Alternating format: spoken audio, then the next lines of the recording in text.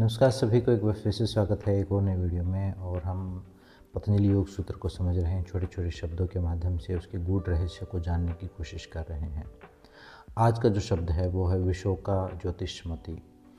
विशोका ज्योतिषमति में अभी महर्षि पतंजलि अपने मन को स्थिर करने की, मन यानी उस चित्त को जिसकी वृत्तियों की बात की थी उसको स्थिर करने की बात कह रहे हैं। पहले बताया था फॉर्मूला कि श्वास के द्वारा किया जा सकता है। दूसरा फॉर्मूला बताया था कि चित्त की जो विषयों से बंधने की जो प्रवृत्ति है उसका ही उपयोग करके ध्यान की तरह किया जा सकता है और वही चित्त को स्थिर बनाने में हेल्प कर सकती है।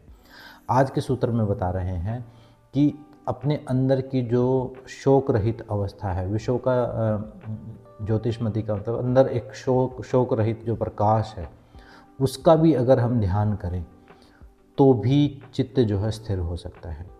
शोक रहित अवस्था मतलब अपने असली स्वभाव का, अपने अंदर के प्रकाश स्वरूप का ध्यान करें।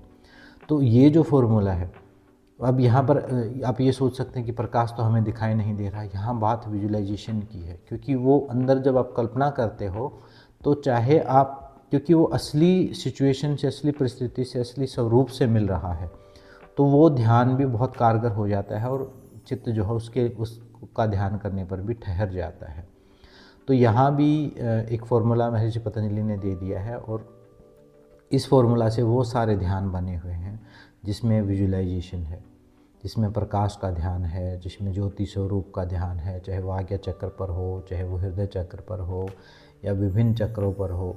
जो कल्पनाशीलता का, अपने अंदर की जो विजुअलाइजेशन है, उसी का, इमेजिनेशन का उपयोग करके ही मन को स्थिर करने की बात यहाँ पर महर्षि पतंजलि ने कही है।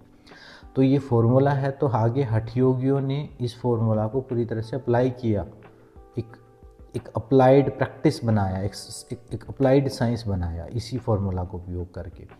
तो विजुअलाइजेशन, जब हम अंदर एक शोक रहित प्रकाश, मतलब एक ऐसा दुख रहित अपने असली स्वरूप का ध्यान, प्रकाश स्वरूप का जब हम ध्यान करते हैं तो उससे भी चित्त को नियंत्रित किया जा सकता है और स्थिर किया जा सकता है। ये एक ऐसी बात महर्षि पतंजलि ने बताई है।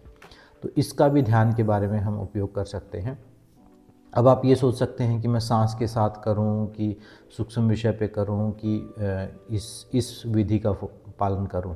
अगर आपकी विजुअलाइजेशन अच्छी है तो आप प्रकाश का ध्यान कीजिए, वो आपके लिए काम करेगा। अगर आपकी बुद्धि एनालाइजिंग है, ज़्यादा तर्क वितर्क वाली है, तो फिर सूक्ष्म विषय पर ध्यान केंद्रित कीजिए, क्योंकि वो बुद्धि फिर क्योंकि एनालाइज करेगी, वो सूक्ष्म विषय को जब आप देखेंगे तो उसमें इंगेज हो जाएगी वो। और अगर मान लो कुछ भी नहीं समझ में आ रहा है तो श्वास सबके लिए सर्वसुलभ है। तो इनमें से कोई भी एक विधि आप उपयोग कर सकते हैं।